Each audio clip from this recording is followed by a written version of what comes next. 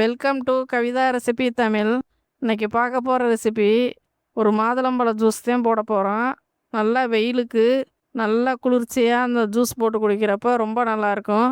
மாதுளம்பழ juice நீங்கள் வெறுதாக அந்த மாதிரி ஜூஸ் போட்டு குடித்தா தொண்டை கரகரப்பாக இருக்கும். இது கூட சில பொருளை போட்டு நீங்கள் மிக்ஸ் பண்ணி சேர்க்குறப்ப தான் ரொம்ப நல்லாயிருக்கும். இது எப்படி செய்யலாங்கிறத பார்க்கலாம் வாங்க. இந்த மாதிரி வெயிலுக்கு குளிர்ச்சியாக சாப்பிட்றப்ப ரொம்ப நல்லா இருக்குன்னு கடைகளில் கண்டதாக வாங்கி சாப்பிடாம இந்த மாதிரி ஃப்ரூட்ஸ் வாங்கி நீங்கள் ஜூஸ் போட்டு குடிச்சிங்கன்னா குழந்தைங்களுக்கு ரொம்ப ஆரோக்கியமாக இருக்கும், ஹெல்த்தியாகவும் இருக்கும். இந்த ஜூஸ் ரொம்ப நல்லாயிருக்கும். இது இன்னும் வேணும் அப்படின்னு சொல்லி குடிக்காத பிள்ளைங்க பெரியவங்களும் இந்த ஜூஸ் எடுத்துக்கிறப்ப இந்த வெயில் நேரத்தில் மயக்கம் அந்த மாதிரிலாம் வராது. வயிற்றுக்கு வயிறு வலி இந்த மாதிரிலாம் எதுவும் வராது. ரொம்ப ஹெல்த்தியாக இருக்கும்.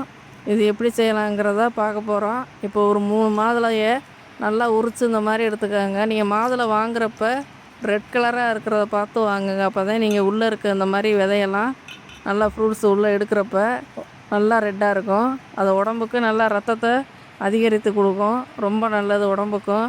இப்போ எல்லாமே நான் உரிச்சிட்டு காட்டுறேன்.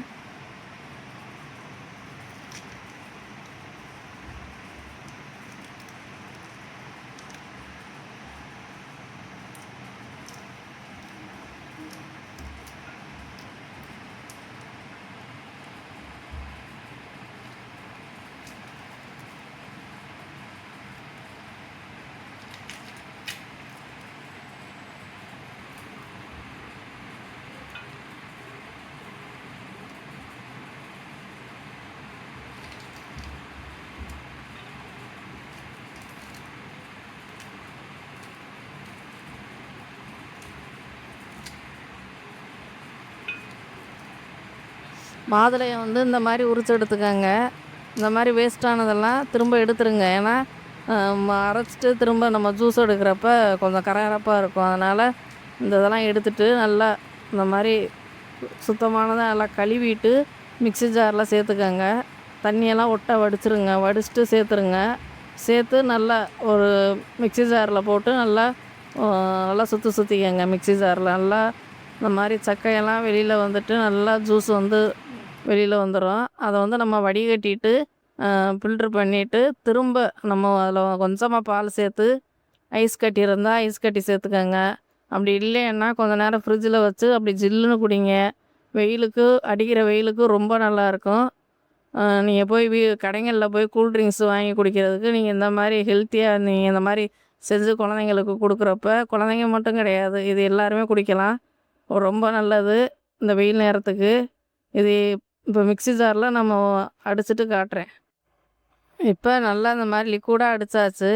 அடித்ததை நம்ம அந்த மாதிரி டீ வடிகட்டி நீங்கள் ஜூஸ் வடிகட்டுறது இருந்தால் எடுத்துக்கோங்க. இல்லைன்னா அந்த மாதிரி டீ வடிகட்டி இருந்தால் இதில் கூட நீங்கள் ஃபில்ட்ரு பண்ணிக்கோங்க. இப்போ விதை பாதி ஜூஸ் பாதி நல்லா வந்திருக்கும். இப்போ நல்லா சக்கையாக அந்த மாதிரி வெளியில் எடுத்துட்டு நல்லா அந்த மாதிரி அழுத்தி அழுத்தி ஒரு ஸ்பூன் வச்சு நல்லா அந்த மாதிரி ஜூஸாக தனியாக எடுத்துட்டு இப்போ ஒரு டம்ளரில் எவ்வளோ இருக்குதுன்னு பாருங்கள்.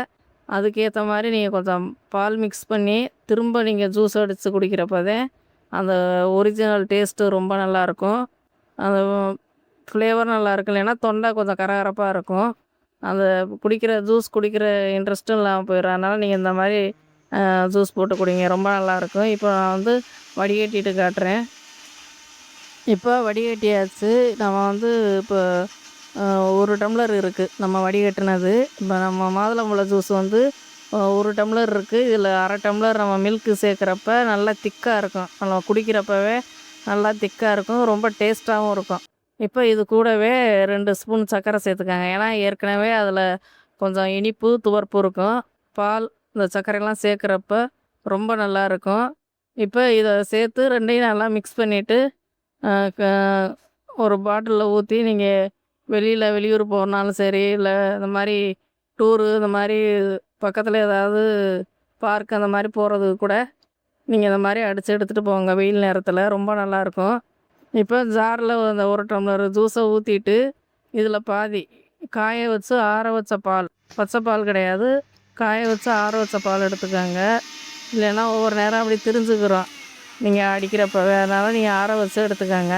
2 ஸ்பூன் சர்க்கரை, வெள்ளை சர்க்கரை எடுத்திருக்கேன்.